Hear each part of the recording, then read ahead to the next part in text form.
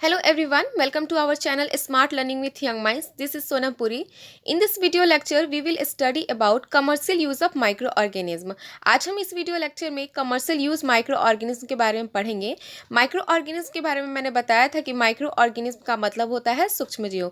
पिछले जो video lecture था उसमें हमने पढ़ा कि किस तरीके से ईस्ट के प्रोडक्शन के कारण ईस्ट जो है अपने को रिप्रोड्यूस करता है रैपिडली, जिसके कारण क्या होता है, कार्बन डाइऑक्साइड का फॉर्मेशन होता है. और ये कब कार्बन डाइऑक्साइड बनेगा, जब ईस्ट जो है रेस्पायरेशन करता है. इसमें मैंने आपको ये भी बताया था कि किस तरीके से ये जो डॉ बनाया गया था, मैदे का जो डॉ बनाया था, वो बाद में ईस्ट ने क्योंकि रेस्पायरेशन किया है और कार्बन डाइऑक्साइड को रिलीज किया है, तो इसके कारण क्या हुआ है, इसका वॉल्यूम भी इंक्रीज हुआ है. ठीक है. अब देखिए, अब हम इस वीडियो लेक्चर में जो है मेनली पढ़ने वाले हैं commercial use of micro organism. तो चलिए स्टार्ट करते हैं. Micro organism are use for the large scale production of alcohol, wine and acetic acid. Micro organism, जिसको कि हम सूक्ष्म जीव भी कहते हैं, इनका जो है काफ़ी बड़े स्तर पे अल्कोहल का फॉर्मेशन, वाइन या एसिटिक एसिड को मतलब बनाने में जो है इसका यूज होता है. विनेगर में क्या पाया जाता है, एसिटिक एसिड पाया जाता है. ठीक है. तो अल्कोहल हुआ या फिर वाइन है या विनेगर, इनके प्रोडक्शन में माइक्रो ऑर्गेनिज्म का काफ़ी ज़्यादा इंपॉर्टेंट रोल है. East is use for commercial production of alcohol and wine. तो जो ईस्ट होता है ना, उसका अल्कोहल के प्रोडक्शन में और वाइन के प्रोडक्शन में, उसमें क्या होता है, इनका काफ़ी ज़्यादा मेजर रोल है. For this purpose east is grown on natural sugar present in grains like barley, wheat, rice and crust fruit juices etc. हम बात करें कि ईस्ट को क्या किया जाता है इस पर्पज़ के लिए, ताकि अल्कोहल और वाइन का फॉर्मेशन हो सके, प्रोडक्शन किया जा सके, उसके लिए ईस्ट को ग्रो कराया जाता है नेचुरल शुगर में. और वो नेचुरल शुगर किस में होंगे, जैसे कि कुछ ग्रेन्स है, बार्ली, व्हीट, राइस या जो भी क्रश फ्रूट जूसेस होते हैं उसमें. आई होप कितनी चीज़ें क्लियर हो गई आपको. अब देखिए, अब जो है यहाँ पे एक एक्टिविटी करने को बोला है, तो आप करके देख भी सकते हैं. Take a 500 ml beaker filled up to 3/4 with water. आपको 500 ml का एक बीकर लेना और 3/4 उसमें वाटर फिल करना है. Dissolve 2-3 teaspoon of sugar in it. और इसमें आपको क्या करना है, 2 से 3 चम्मच जो शुगर होता है उसको उसमें आपको डिजॉल्व कर देना है, घुला देना है. Add half a spoon of yeast powder to sugar solution. अब आपने जो उसमें वाटर में आपने शुगर सोल्यूशन को मिलाया है, उसमें आपको क्या करना है, ईस्ट पाउडर को भी डिसॉल्व करना है. Keep it covered in a warm place for 4 and 5 hour. मतलब कि आपको एक ऑन एन एवरेज बताया है कि आपको 4-5 घंटे के लिए उसको क्या करना है, जो आपने सोल्यूशन बनाया है उसको एक वार्म प्लेस पे रख देंगे, गर्म स्थान पे रख देंगे. Now smell the solution. Could you get A smell. अब जो है आप जो है उस सोल्यूशन के स्मेल कीजिए, तो आपको कैसा जो है स्मेल उससे आता है. ठीक है, आपको वो चीज़ें ऑब्जर्व करके बतानी है.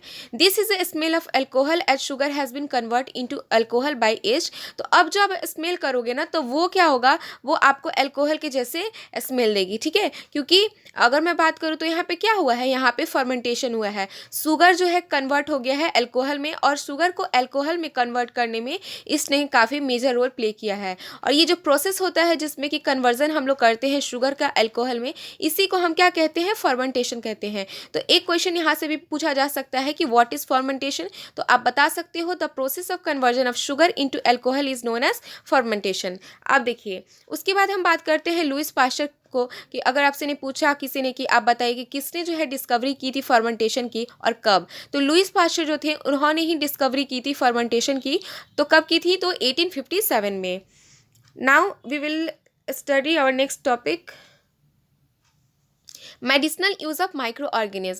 When you fall ill, the doctor may give you some antibiotics, tablet, capsule और injections such as of penicillin. जैसे कि जब हम बीमार पड़ते हैं तो जो डॉक्टर होते हैं वो हमें क्या कुछ एंटीबायोटिक्स प्रेस्क्राइब करते हैं, राइट. कुछ टैबलेट्स प्रेस्क्राइब करेंगे एंटीबायोटिक्स, और या फिर हमें वो इंजेक्शन लगाते हैं. ठीक है, एंटीबायोटिक्स में कुछ भी हो सकता है, डिफरेंट काइंड्स के एंटीबायोटिक्स होता है ना, डिपेंड करता है आपको कौन सी बीमारी है.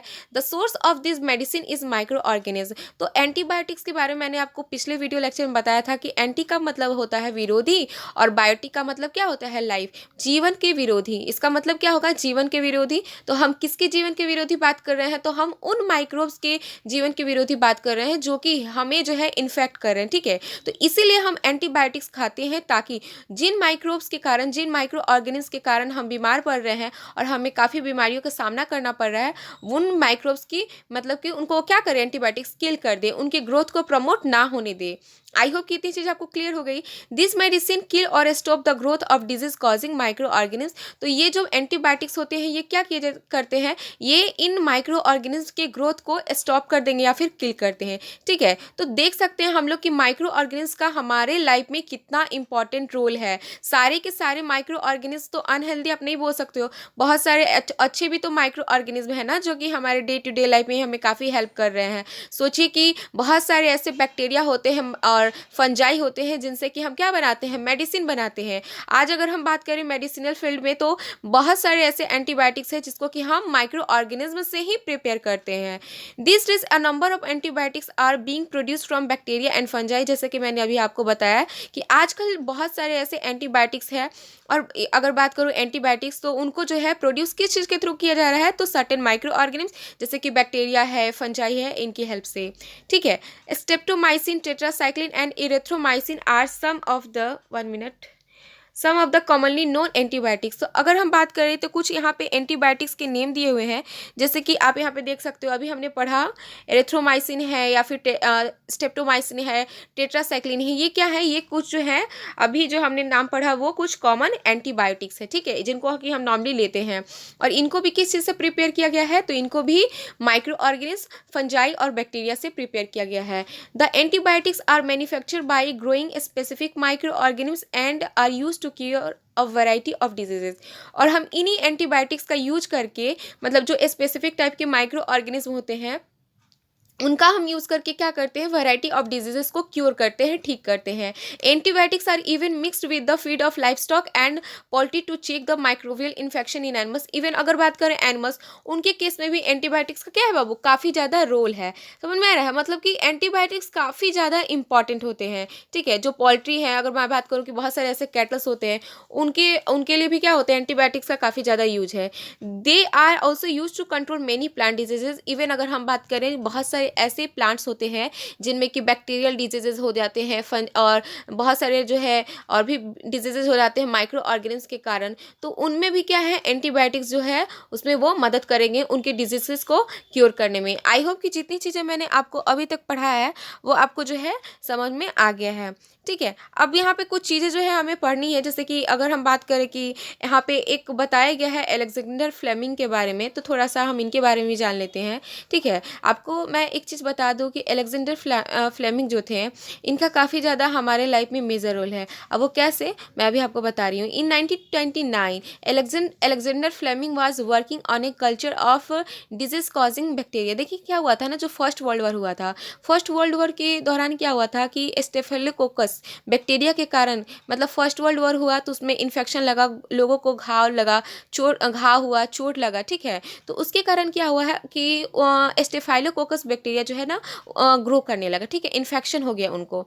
तो उसमें क्या है, तो इन्हीं के बदौलत, जो हमारे अलेक्जेंडर फ्लेमिंग है, इन्हीं के बदौलत एक जो है एंटीबायोटिक पेनिसिलिन, इसकी डिस्कवरी हुई, जिसने कि उस घाव को ठीक करने में काफ़ी ज़्यादा मदद की। तो जो सेकेंड वर्ल्ड वॉर हुआ ना, तो उसमें क्या हुआ कि बहुत सारे ऐसे लोगों को जो स्टेफाइलोकोकस बैक्टीरिया के इन्फेक्शन होने का डर था, उनको मतलब कि ये डर खत्म हुआ, क्योंकि उस टाइम में क्या हुआ, पेनिसिलिन की डिस्कवरी हो चुकी थी। ठीक है, और इसको डिस्कवर करने में किसका मेजर रोल है, तो हमारे अलेक्जेंडर फ्लेमिंग का। तो हमें काफ़ी ज़्यादा थैंकफुल होना चाहिए। देखिए बहुत सारे ऐसे साइंटिस्ट हैं या फिर जो भी लोग हैं जिन्होंने बहुत अच्छा अच्छा काम किया है, और उनकी बदौलत ही हम क्या करें, अपनी लाइफ को सर्वाइव कर रहे हैं। ठीक है, तो सोचिए कि अगर अलेक्जेंडर फ्लेमिंग ने इस एंटीबायोटिक पेनिसिलिन की डिस्कवरी ना की होती तो न जाने कितने लोग जो है विकलांग हो चुके होते हैं, जैसे कि फर्स्ट वर्ल्ड वॉर में हुआ था।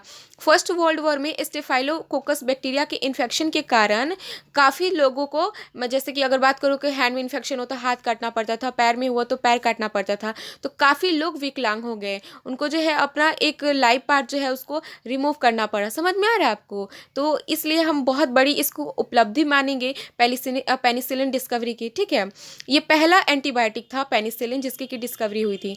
आई होप कि जितनी चीज़ें मैं आपको बता रही हूँ वो समझ में आ रहा है आपको। अब देखिए कुछ एक्सपेरिमेंट, अगर मैं बात करूँ इसी एक्सपेरिमेंट की, तो ये जो है ना अचानक से हो गया। कैसे? जैसे कि ये किसी और चीज़ को, ये जो स्टेफाइलोकोकस बैक्टीरिया ना, इस पे ये काम कर रहे थे कल्चर प्लेट में, आपके जो अलेक्जेंडर फ्लेमिंग है। तभी अचानक से उन्होंने देखा क्या कि फंगस ग्रो हो गया है उसी कल्चर प्लेट में, जिसमें कि ये जिस कल्चर प्लेट में ये स्टेफाइलोकोकस बैक्टीरिया पे काम कर रहे हैं।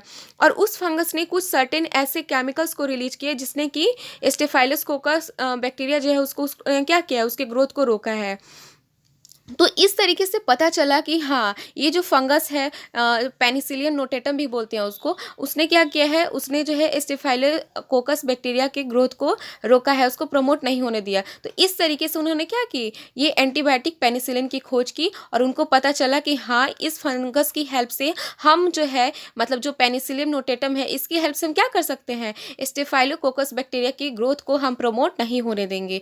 आई होप कि क्लियर हो गया। अब देखिए, in 1929 Alexander Fleming was working on a culture of disease causing bacteria. जैसे कि मैंने अभी आपको बताया कि 1929 में जो अलेक्जेंडर फ्लेमिंग थी, उन्होंने क्या किया, वो कल्चर प्लेट पे जो है काम कर रहे थे। और किस बैक्टीरिया के ऊपर काम कर रहे थे, तो यहाँ पे बैक्टीरिया का नाम मेंशन नहीं किया है, बट मैं आपको बता देती हूँ, बैक्टीरिया का नाम है स्टेफाइलोकोकस बैक्टीरिया। ठीक है। Suddenly he found the spores of a little green mould in one of his culture plate. अचानक से उन्होंने पाया कि कल्चर प्लेट जिसमें वो काम कर रहे थे ना, उसमें ग्रीन कलर की मोल्ड जो है वो क्या हो गए हैं, उसमें उनको दिखाई दे रहा है। ठीक है। He observe that the presence of mould prevent the growth of bacteria. और ये जो मोल्ड है ना, जो ग्रीन कलर का मोल्ड जो है डेवलप हुआ है उनके कल्चर प्लेट में, जिस कल्चर प्लेट में वो स्टेफाइलोकोकस बैक्टीरिया पे काम कर रहे थे, ये ग्रीन मोल्ड क्या कर रहा है, बैक्टीरिया की ग्रोथ को वो रोक रहा है। ठीक है।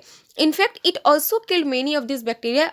इनफैक्ट अगर हम बात करें तो ये जो ग्रीन कलर का मोल्ड है, ये बैक्टीरिया को क्या कर रहा है, किल भी कर रहा है, मार भी रहा है। From this the mould penicillin was prepare. ठीक है। तो इस तरीके से मतलब उनको पता चला कि हाँ, ये जो मोल्ड है किस तरीके से हेल्पफुल है और पेनिसिलिन को प्रिपेयर किया जाए। मतलब कि अगर हम बात करें ओवरऑल, तो यही था कि स्टेफाइलोकोकस बैक्टीरिया को किल करने में जो पेनिसिलियम फंजाई है, पेनिसिलियम नोटेटम, वो काफ़ी ज़्यादा इंपॉर्टेंट रोल प्ले कर रहा है। तो देखिए, अगर बाई चांस ही इंसिडेंट हुआ, लेकिन हमारे तो हेल्प में हो गया ना, उसी वो बाई चांस ही जो एक्सपेरिमेंट बोल सकते हो, एक्टिविटी जो हुई है, उसी की हेल्प से तो आज जो है पेनिसिलिन की डिस्कवरी हुई है और काफ़ी ज़्यादा लोगों की जो है जान बची हुई है। और सेकेंड वर्ल्ड वॉर में जो है, जो स्टेफाइलोकोकस बैक्टीरिया है, उनसे भी लोगों को इन्फेक्शन होने का खतरा कम हुआ। ठीक है।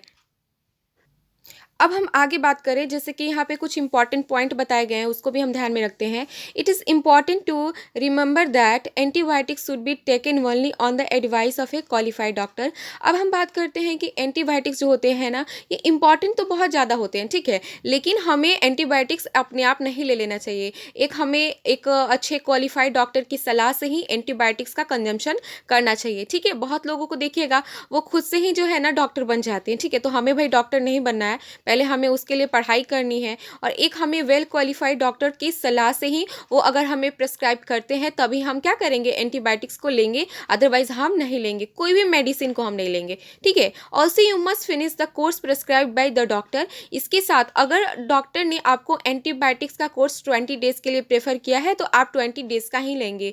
हम लोग क्या करते हैं, अगर डॉक्टर ने 20 डेज का प्रिस्क्राइब किया है, अगर हमें 10 डेज में असर दिखने लगता है, तो हम क्या करते हैं, हम छोड़ देते हैं। लेकिन हमें ऐसा नहीं करना है, क्योंकि हमारी अगर मान लो कि हमने छोड़ दिया ना, तो बाद में और हमें नुकसान होता है। अब कैसे, अभी आपको पता चलेगा। If you take antibiotics when not needed और in wrong doses, it make the drug less effective when you might need it in future.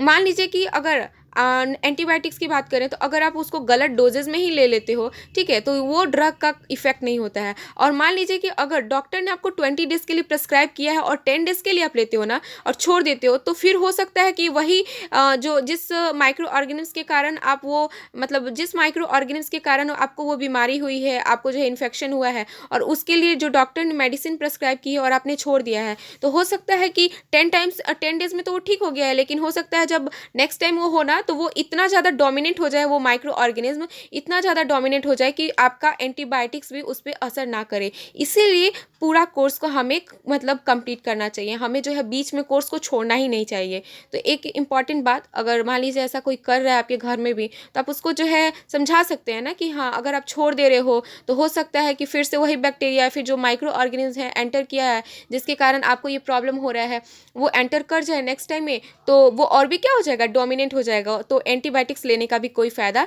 Next time नहीं होगा, ठीक है। ऑल्सो एंटीबायोटिक्स टेकन अननेसेसरी में kill the beneficial bacteria in the body. और मान लीजिए बिना मतलब का भी एंटीबायोटिक्स का कंजम्पशन कर रहे हैं, तो वो भी क्या कर सकते हैं, जो हमारे बॉडी में अच्छे लाभदायक बैक्टीरिया हैं उनको भी क्या करेगा, ये मार देगा। Antibiotics however are not effective against cold and flu as these are caused by viruses. वही हम बात करें, एंटीबायोटिक्स जो है ये कोल्ड, अगर किसी को कोल्ड हुआ है या फ्लू हुआ है उसके अगेंस्ट इफेक्टिव नहीं है, क्योंकि ये जो बीमारी है, बीमारी बोलो जैसे कोल्ड है, फ्लू है, तो वो जो है वायरसेस के द्वारा हो रहा है, ठीक है।